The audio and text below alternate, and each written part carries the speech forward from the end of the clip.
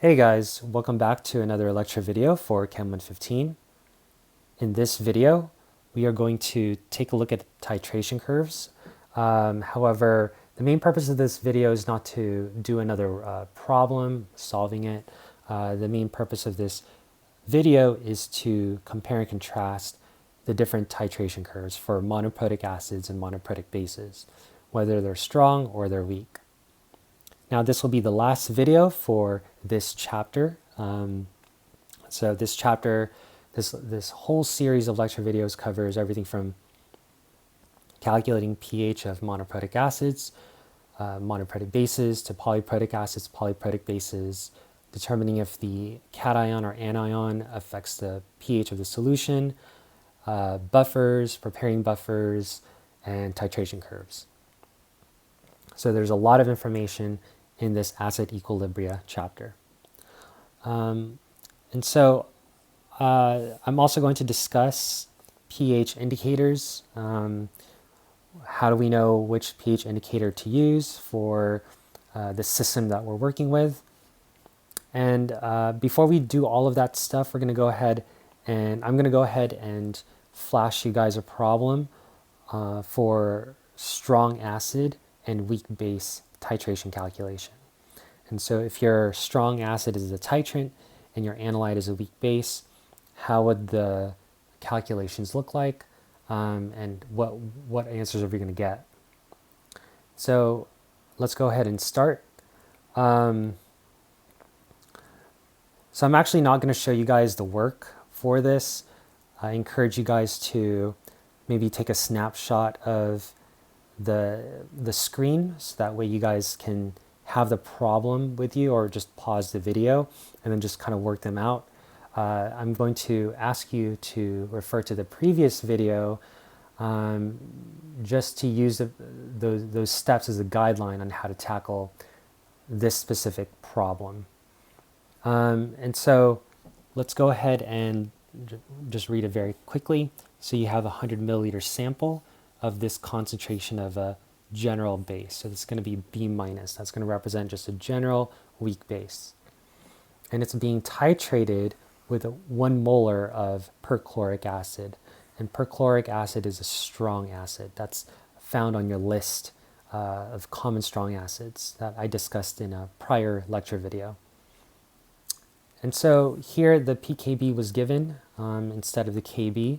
So you guys just have to do one extra step to convert pKb into Kb, and that should help you quantify that this unknown compound, this general base, is a weak base and not a strong base. Okay. And so looking through the problem, so we're going to calculate the pH for every addition of titrant to the analyte, and then we're going to sketch a titration curve. So part A, very similar to the past videos, you guys are going to calculate the initial pH, and then you guys are going to calculate the pH when you added 1 ml of the titrant. You're going to calculate the pH when you added exactly half of the volume required to reach equivalence point. Okay. And then you guys are going to calculate the pH of the analyte when the equivalence point has been reached. And then you guys are going to calculate the pH of the analyte when 12 mils of the titrant is added. Then based on your results, you guys are going to sketch a titration curve, and you guys are going to visualize what your titration curve looks like for a strong base titrant to a weak acid analyte. Or I'm sorry, strong acid titrant to a weak base analyte. And so feel free to rewind this YouTube video, this lecture video, just so that you can get the snapshots of the questions that's being asked. Here I'm giving you guys the answers. And so I did underline these zeros, the third significant digit, or the third place after the last place after the decimal for the pH. I just rounded those answers down to 0. So if you guys calculate a more precise answer, then please use that. But here in this case, I believe I just rounded down. All right, so the answer for part A is when the volume of the titrant of the acid, okay, so that's VA, so this is going to be your titrant. When that's equal to 0, your pH should be 11. When you add 1 mil of the titrant, the pH should be 9.950 or close to it. Once again, I rounded this value.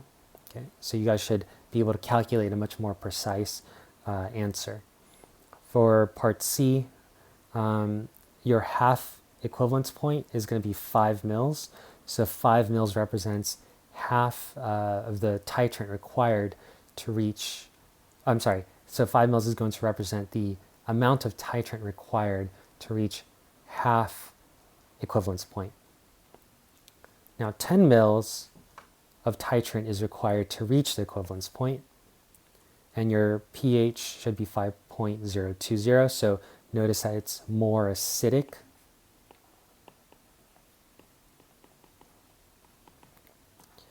At the equivalence point, and so that's another feature for this titration curve. And last but not least, when you add 12 mils of the titrant, your pH should be close to 1.750. Okay. And so once again, please use the previous video to help or to assist you guys on how to tackle solving or determining the pH for this type of problem. All right.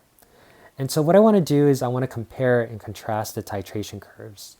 And we're going to look at very key features of these titration curves. And we're going to go ahead and use these key features to kind of predict what titration curves look like for specific analytes. All right, so whenever you guys have an analyte that is a strong acid, obviously for titration, it must be a strong base.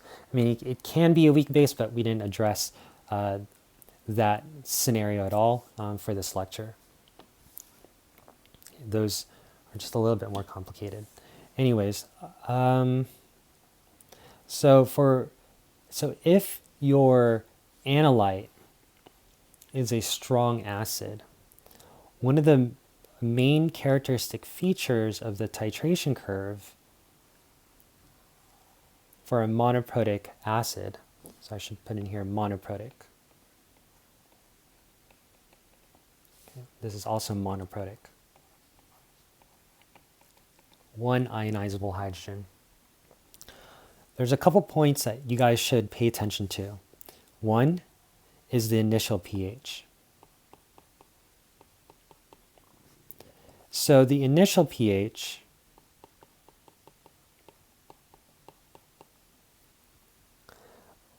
for a strong acid should be very close to 0.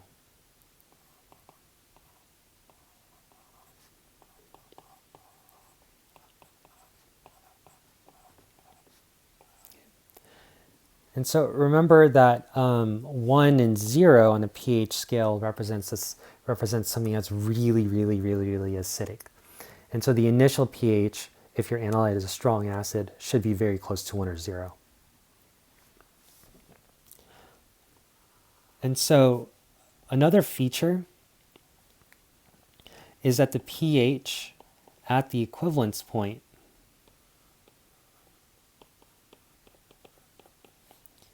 is 7. Okay. And another feature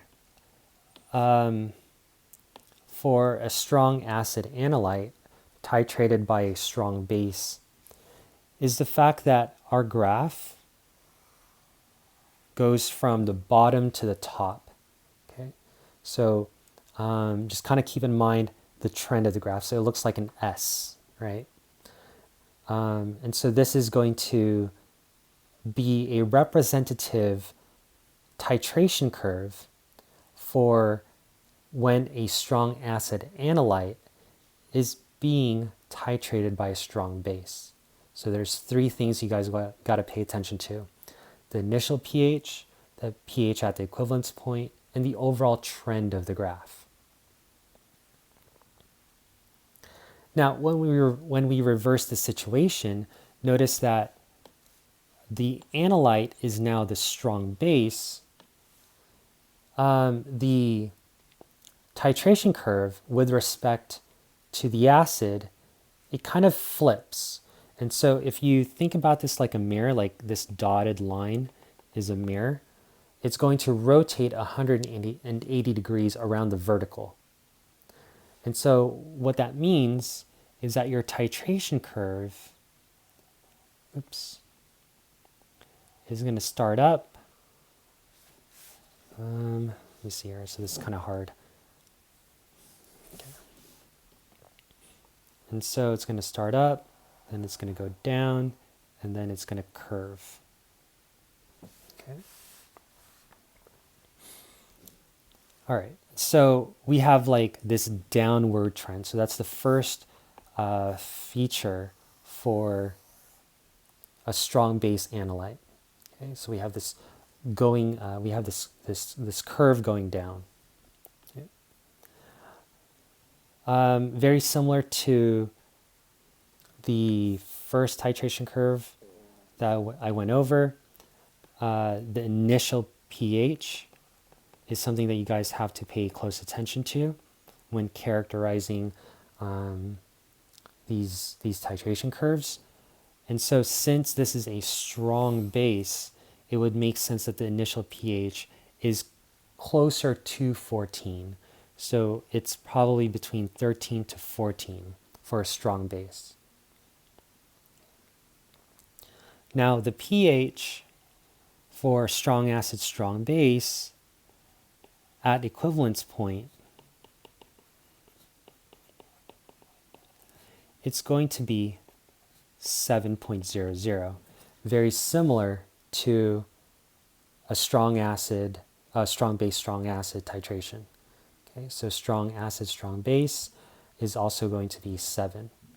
And the reason why is because the cation and the anion of the strong acid and the strong base do not affect the pH of the solution. And so therefore, when the proton is neutralized by the hydroxide, you only get water. And the other stuff, the sodium and the chloride or the iodide or the bromide, they're just going to be spectator ions. They're not going to affect the pH. And therefore, the pH is 7 because we've neutralized the protons and the hydroxides to create water. Okay. All right, so looking at our trend, once again, there's 3 things that you guys need to remember. You need to remember the overall shape of the graph. The strong acid looks like an S. The strong base looks like a backward S. And you need to pay attention to the initial pH. For strong acid, it should be close to 1 or 0. For strong base, it should be close to 13 and 14. And finally, the equivalence point for both is going to be 7. Okay, so we're going to go ahead and take the same situation. However, we're going to focus on strong base, weak acid titration. And since the analyte in this case is the weak acid, we're going to ask ourselves, how does the titration curve differ from that of, for example, a strong acid analyte? Okay. And so since this is an acid, it makes sense that our initial pH, it makes sense that our pH curve just in general is going to go from the bottom and then it's going to curve upward. Okay. Now, since this is a weak acid, let's think about this conceptually. Remember that weak acids have partial ionization. So there's not a lot of acid or protons that's being produced. And so therefore, it would make sense that the initial pH is not 1 or 0. The initial pH for a weak acid,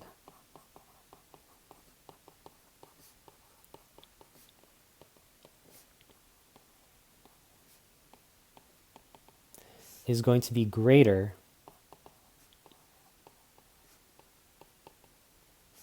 than 1 or 0, 0 to 1. And so when you guys are comparing and contrasting the initial pH between strong acid and weak acid titration, titration curve, your initial pH for strong acid is starting very close to the bottom. But for weak acid, that initial pH is much higher. Okay? That's the first difference. Now the second difference is going to be seen at the equivalence point. And we calculated this, we quantified this in the previous lecture video. And so at equivalence point,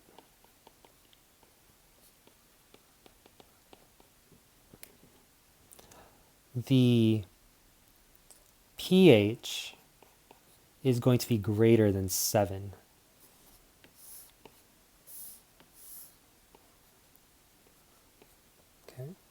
Okay.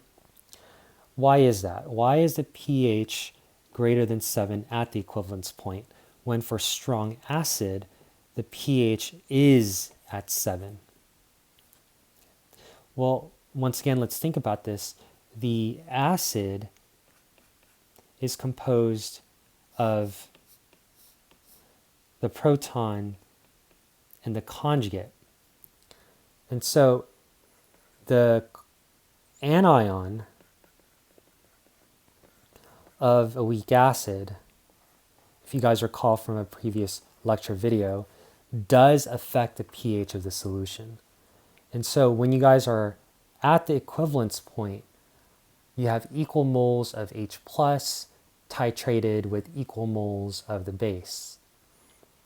And so they will cancel each other out. All of the HAs will be consumed, but it's going to produce an A minus.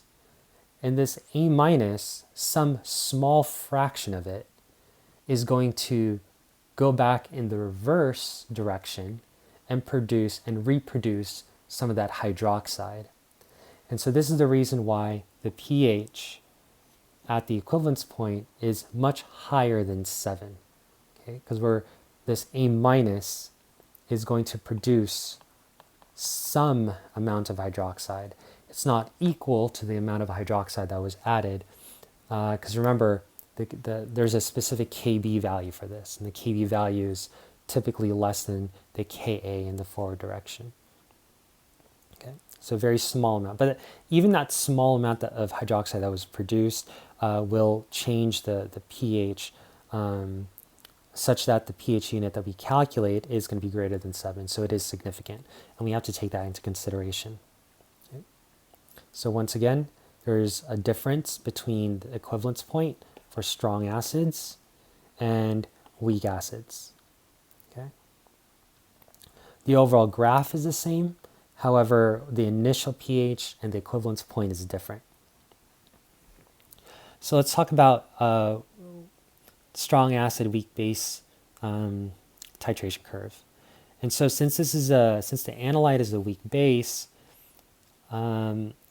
where it's going to look very similar to the strong base, where it's like a backward S. However, if we think about the concept, much like what we did for weak acids, a weak base partially ionizes.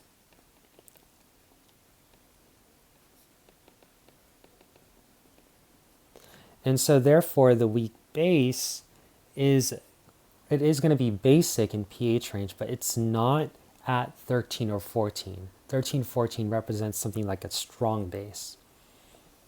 And so the initial pH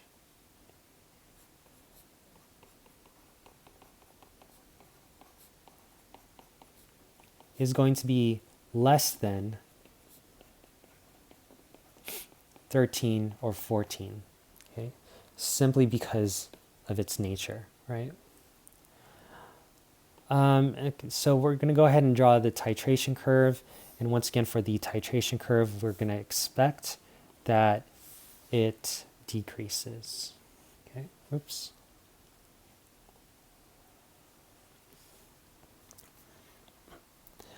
So the second difference is the equivalence point. And so the equivalence point is somewhere along the middle of this steep slope. And so if we represent that as the equivalence point, the pH for strong acid, weak base titration is going to be less than 7. Okay. Oops. And so it's in complete opposite to that of its weak acid component. So notice that for the weak acid, the equivalence point is greater than 7. However, for the weak base, it's going to be less than 7. Okay. And so why do you think that is? Well, remember once again at the equivalence point, we'll have equal moles of the base to that of the strong acid. But what you do, so if you have equal moles, so let's say one mole here, 1 mole there, so both of these are going to like cancel, so to speak, but it'll produce HB, and HB is a weak conjugate acid.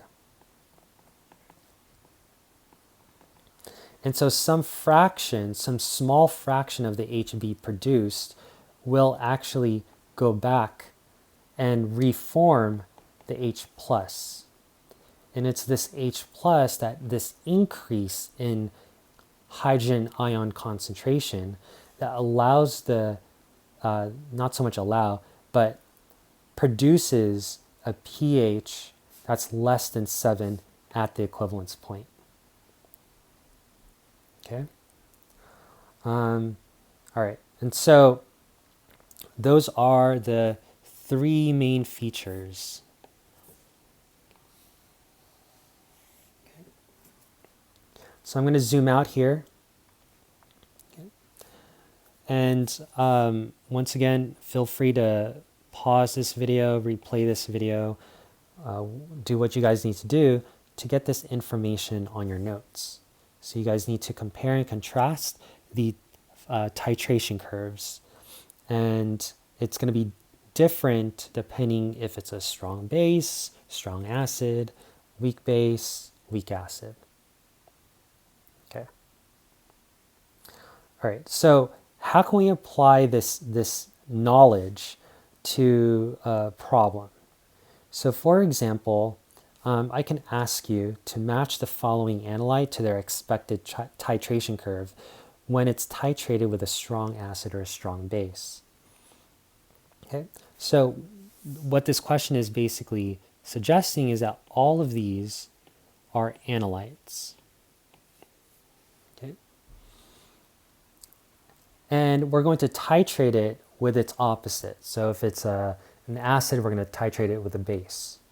If it's a base, we're going to titrate it with an acid.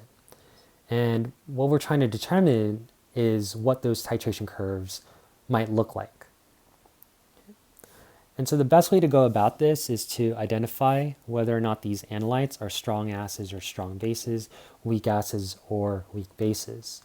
So HCl, hopefully by now, you're familiar with it being a strong acid. And CH3COOH, this is acetic acid, so this is the ionizable hydrogen. Another way that acetic acid could be written is going to be HC2H3O2. Okay, and so this is just something that you guys just have to be familiar with in terms of writing the chemical formula. And so here in this case, the weak acid is going to be acetic acid. And sodium hydroxide, you know that's going to be your strong base. And NH3, it has that lone pair, and it can act as a base, but since it's not on your list of strong bases, then we know that this is a weak base. Okay. So now that we've identified the types of analytes that we're working with, we're just going to go ahead and match it to their expected titration curve if it's titrated with its opposite. Okay? And so since hydrochloric acid is a strong acid, then this is probably the titration curve that we're going to get for it. Okay. Hopefully that makes sense. Since acetic acid is a weak acid, this is probably the titration curve that we're going to get, the general form of the titration curve.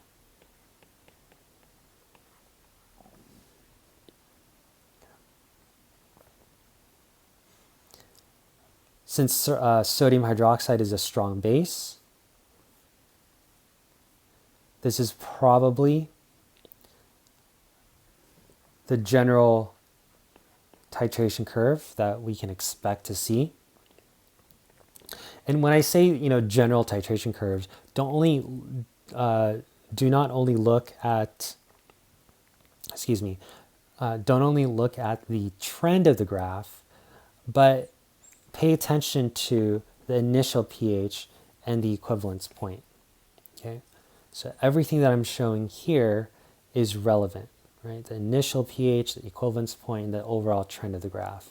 So that should be characteristic of a strong base.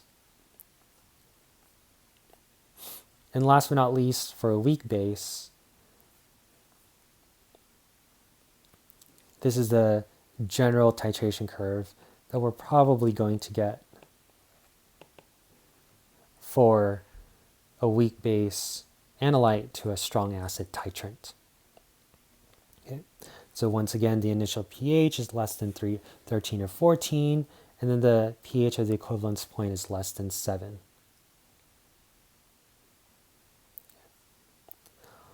All right, so hopefully that kind of gives you an idea of what I'm kind of asking. I'm asking you to associate the titration curve to the analyte when it's titrated with its opposite. So if it's like if your analyte is a strong acid, then you're going to titrate it with a strong base, etc. Okay. And so I want you guys to do this one on your own. Okay. So here we have ammonium. Here we have cyanide, hydroiodic acid, and potassium hydroxide. Okay. And so what titration curve do you think these analytes will be most associated to, if you will, when it's titrated with either a strong acid or a strong base?